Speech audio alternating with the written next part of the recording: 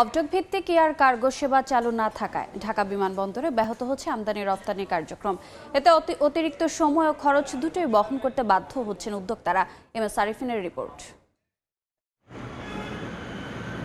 সাধারণত বন্দরের ওপর চাপ কমিয়ে আমদানি রপ্তানি কার্যক্রম দ্রুত ও সহজ করতে বন্দর এলাকার বাইরে যে স্থানে পণ্য লোড আনলোড কাস্টমস প্রক্রিয়া সম্পন্ন করা হয় তা ইনল্যান্ড কন্টেইনার ডিপো বা অবডক নামে পরিচিত।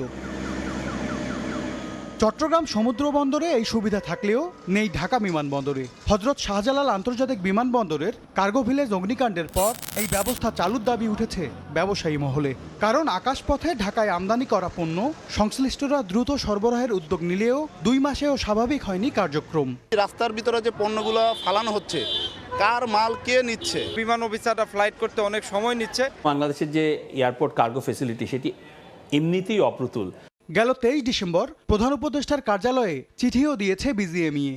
শিল্প মালিকদের দাবি, বিমানবন্দরে কার্গো হ্যান্ডেলিংয়ের দায়িত্বে থাকা বিমান বাংলাদেশের সক্ষমতা সীমিত।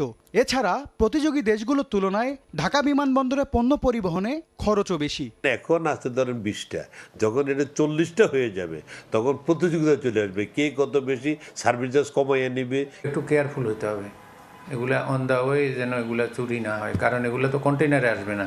দ্বিপাক্ষিক বাণিজ্যে জটিলতা কমাতে বাংলাদেশেও দুবাই, সিঙ্গাপুর, ভারতের মতো অবডক ভিত্তিক এয়ার কার্গো সেবা দ্রুত চালুর পরামর্শ অর্থনীতিবিদদের। পণ্যগুলো যাতে ওঠানো নামানোর ব্যবস্থা করা যায় সেটির একটি উদ্যোগ দ্রুততর সময় নিতে পারেন সরকার।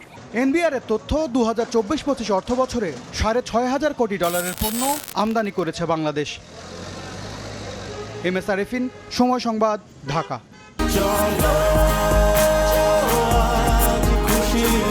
40 বছর ধরে অসংখ্য খুশির মিছিলে ছিল আইডিএলসি, থাকবে আগামীতেও।